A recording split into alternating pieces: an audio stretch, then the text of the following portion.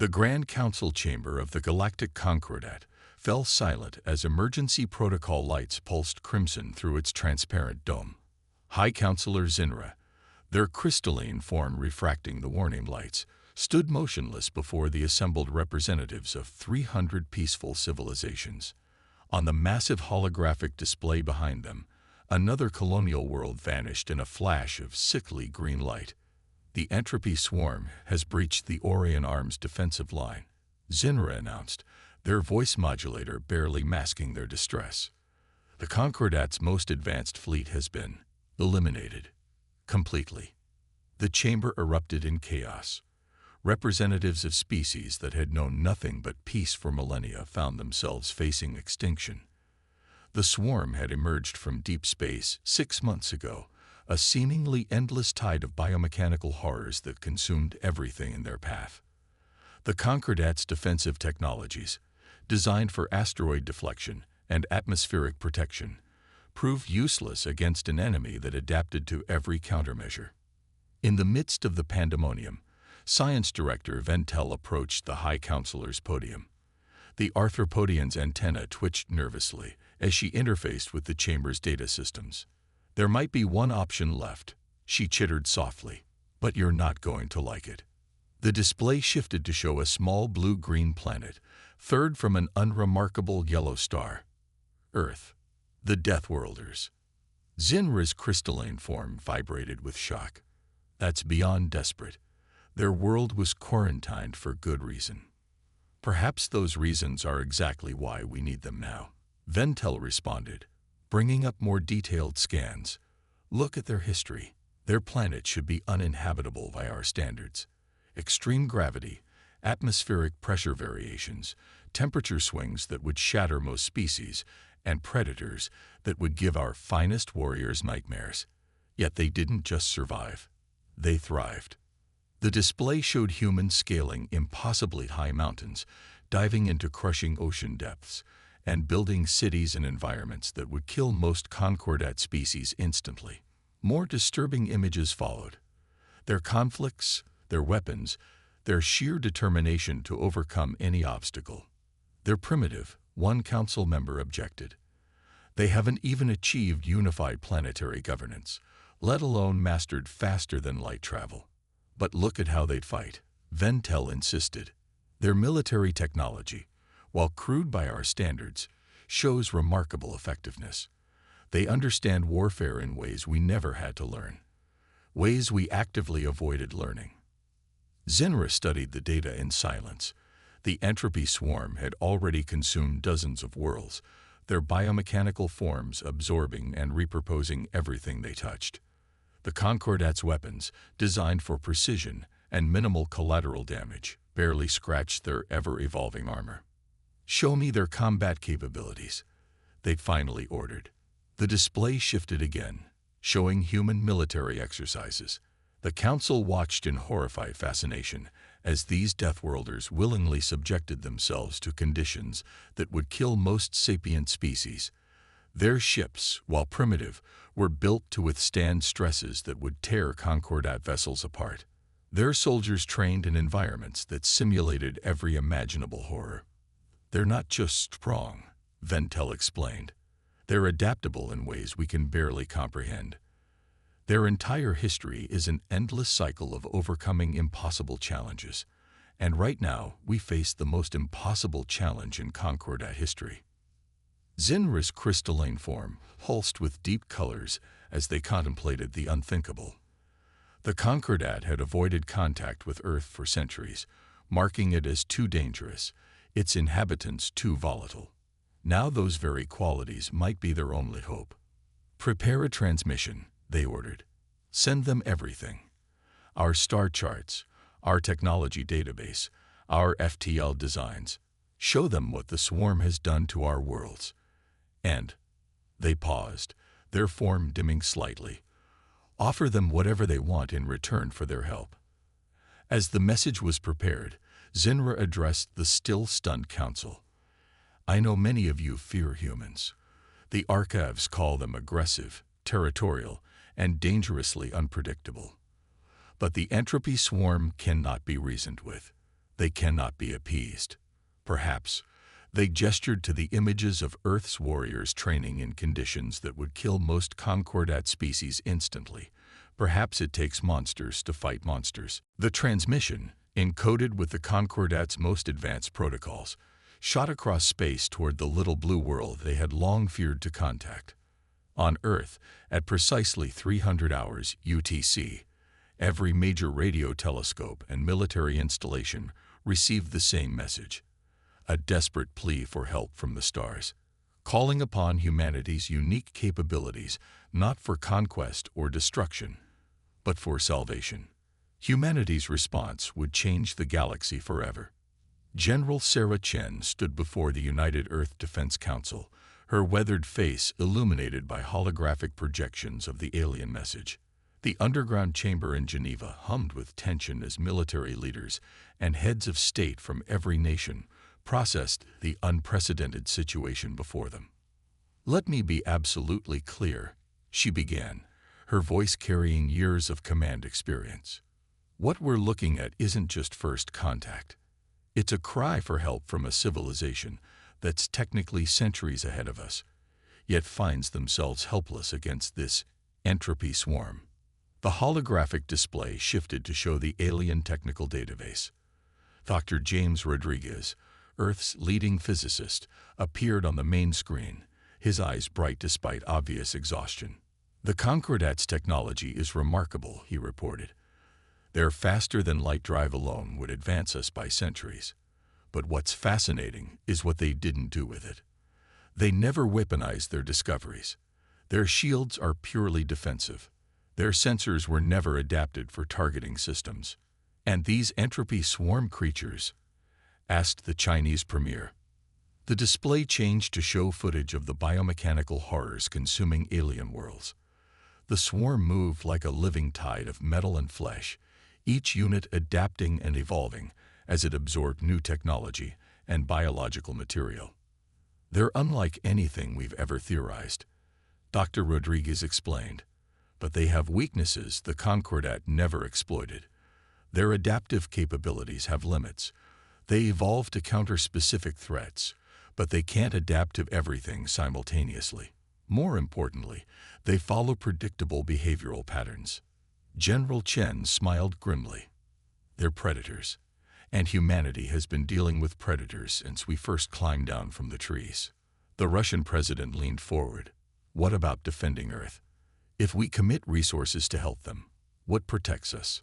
"The Concordat's defensive technology," Chen answered. "Their shields can protect entire planets. We can have a global defense system operational within weeks.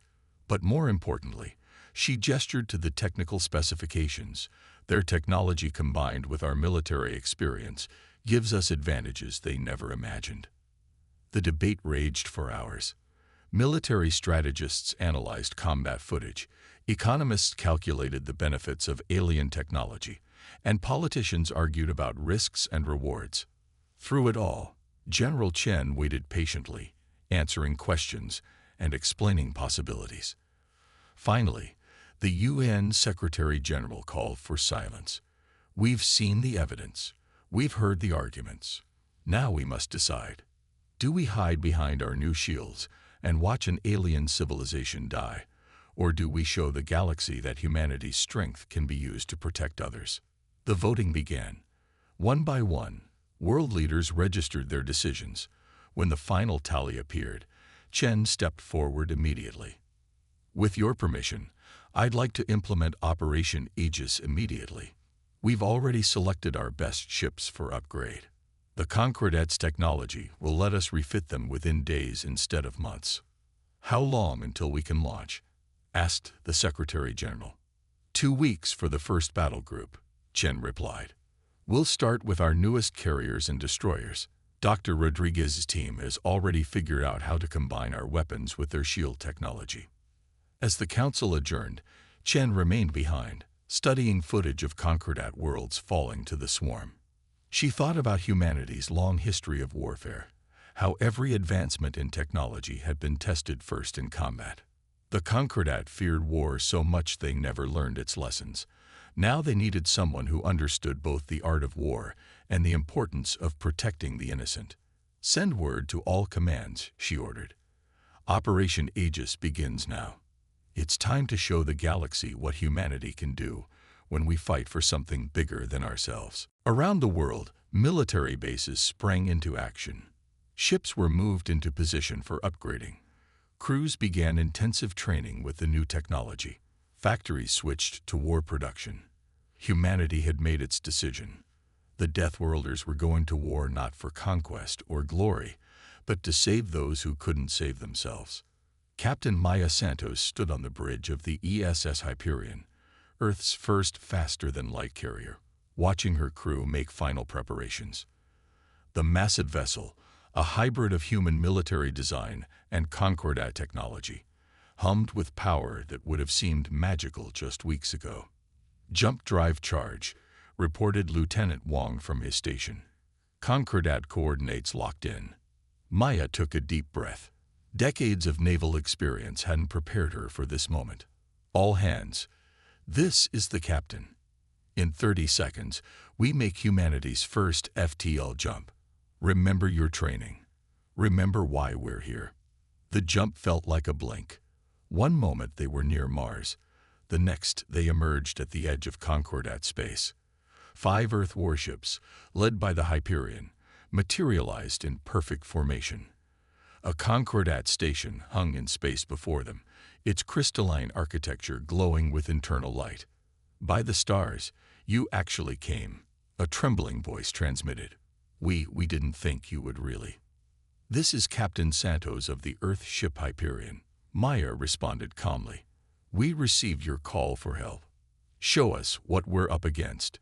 In the station's command center, Concordat officers watched in amazement as the human crew moved with practiced efficiency, analyzing tactical data and asking sharp questions about enemy patterns.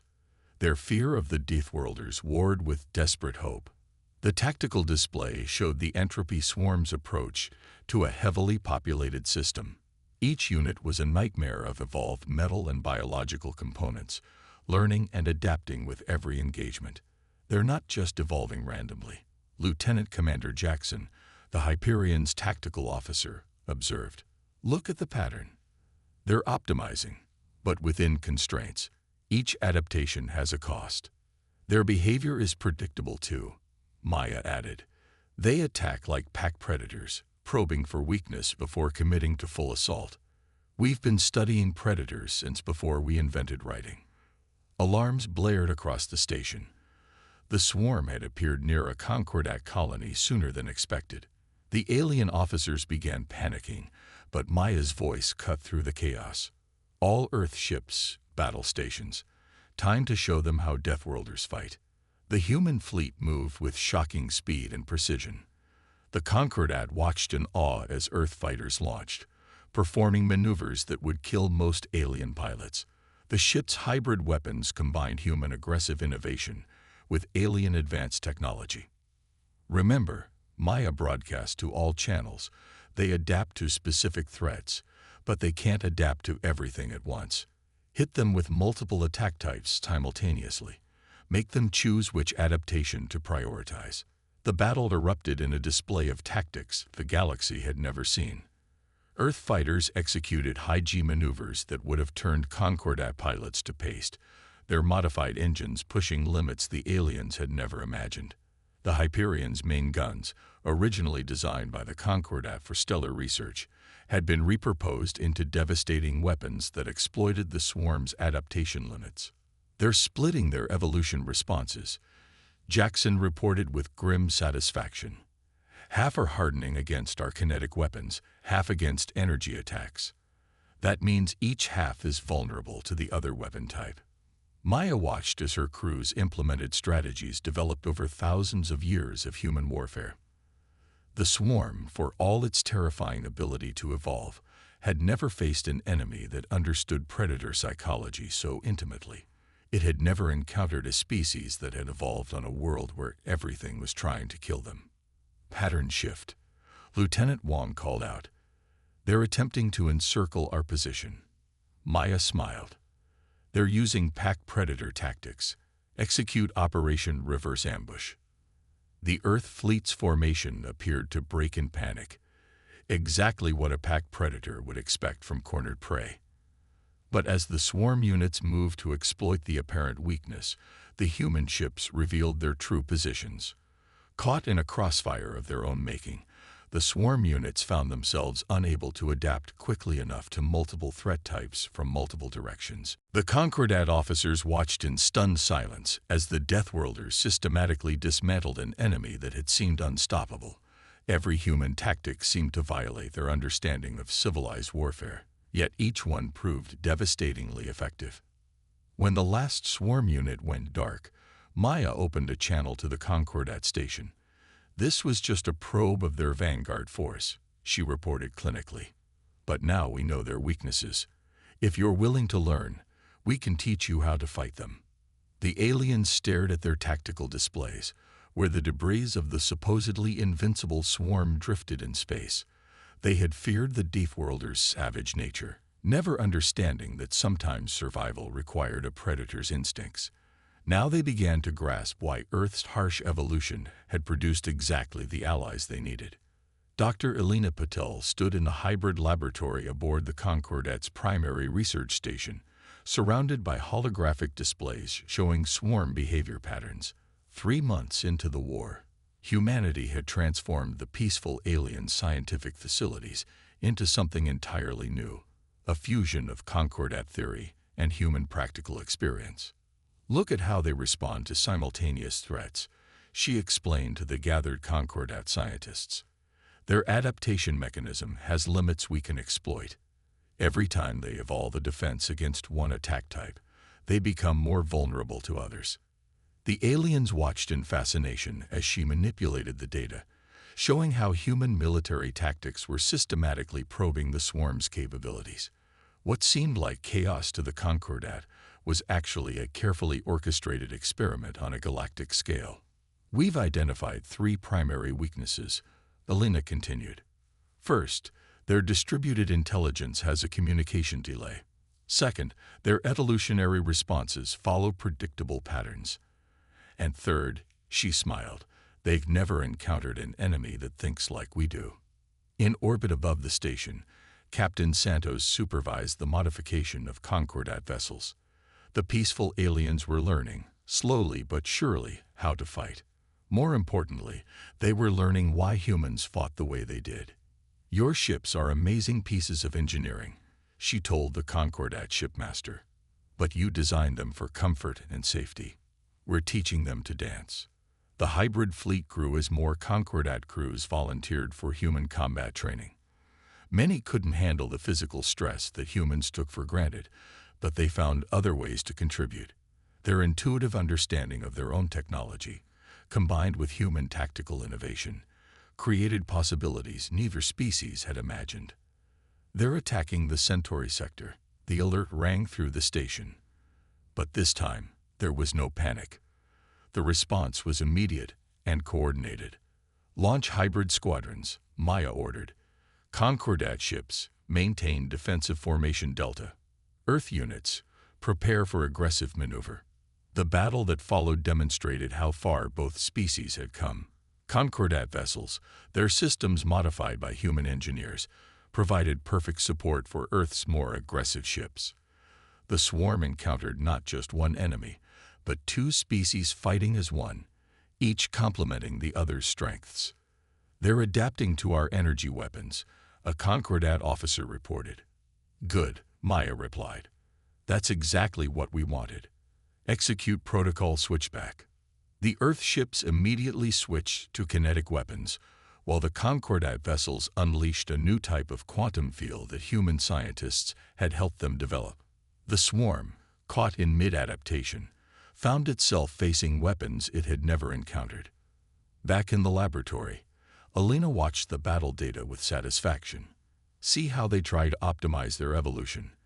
They're following game theory principles, but they're using a flawed model.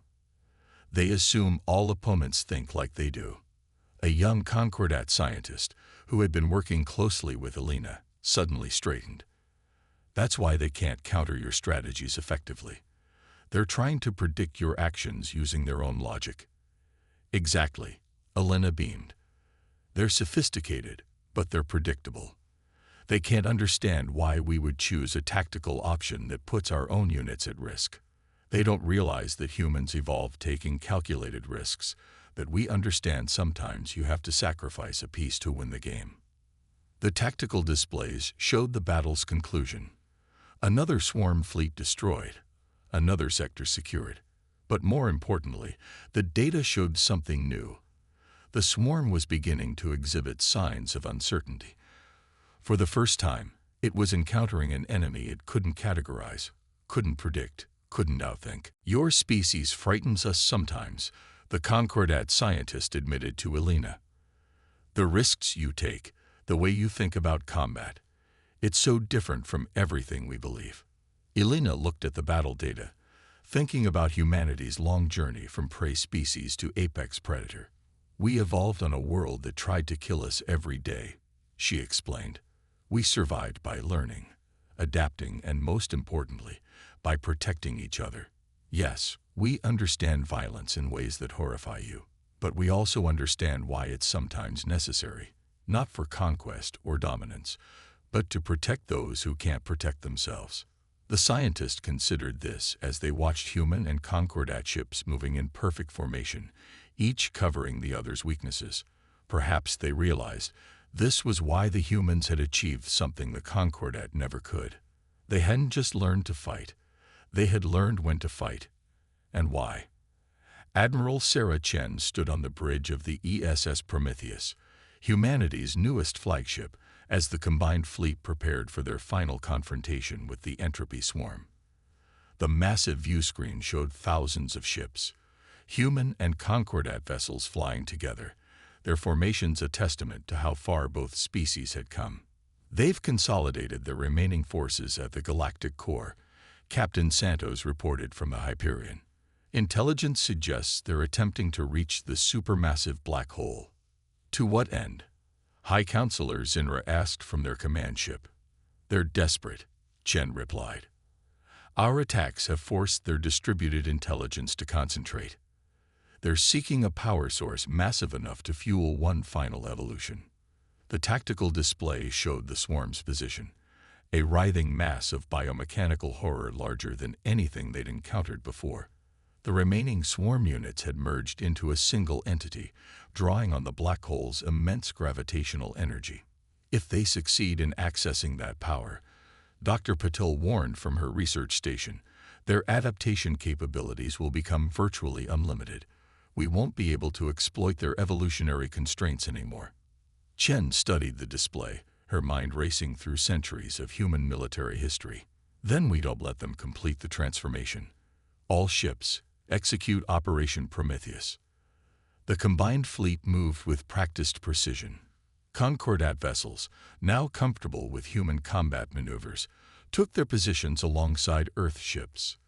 The formation they created was unlike anything the galaxy had seen before, the perfect fusion of human aggression and Concordat technology. Remember, Chen broadcast to all ships, we're not just fighting for Earth or the Concordat anymore. We're fighting for every species that will ever face this threat.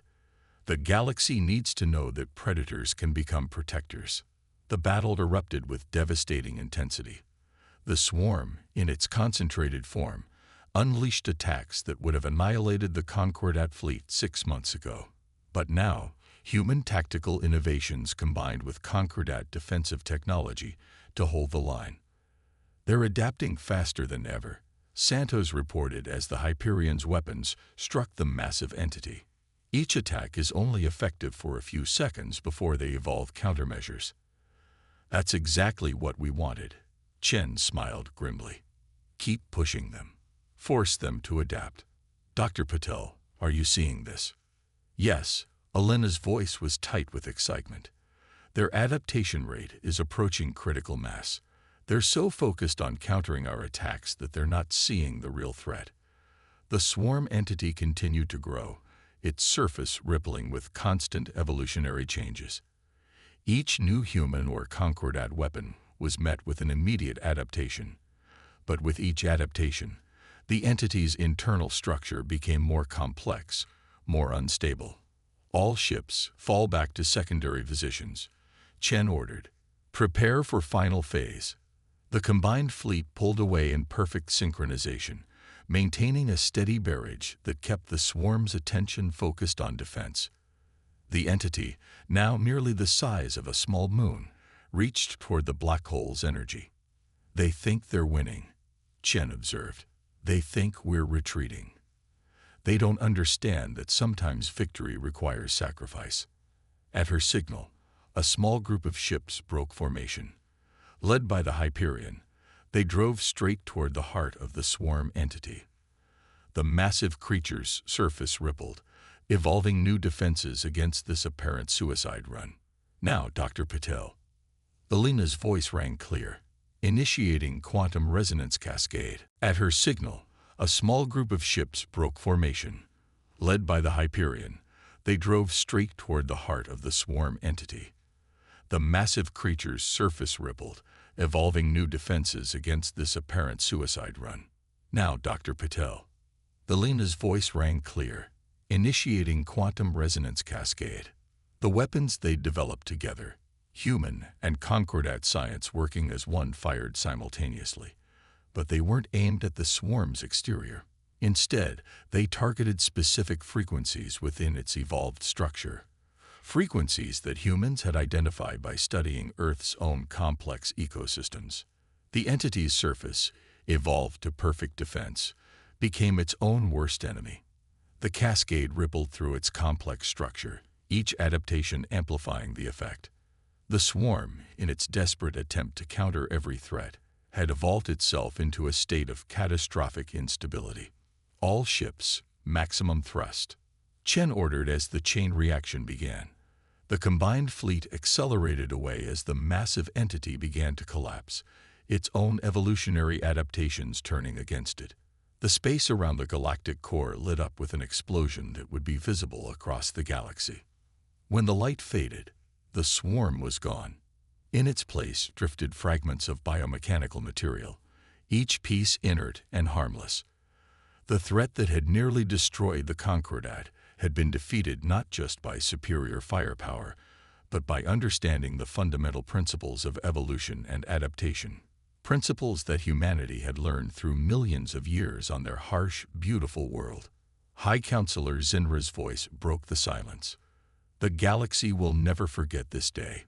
We feared the Deathworlders, never understanding that sometimes the strongest warriors are those who fight not for themselves, but for others." Admiral Chen looked at the tactical display, now showing friendly ships helping each other recover from the battle. Human crews were already launching rescue operations for damaged Concordat vessels, while Concordat ships provided support with their superior medical technology. "We evolved on a world that taught us hard lessons," she responded. "But the most important lesson wasn't about fighting. It was about protecting. About using our strength not for dominance, but for defense. That's what makes us human." As the combined fleet began their journey home, the galaxy had changed forever. The species that had been feared as savage Deathworlders had proved to be something far more important. Protectors, teachers, and allies. They had shown that the traits evolution had given them, aggression, adaptability, and an understanding of warfare, could be used not just for survival, but for salvation. The Concordat would never be the same. Neither would humanity. Together, they had proved that sometimes the greatest strength lies not in avoiding conflict, but in knowing why to fight, and more importantly, what to fight for.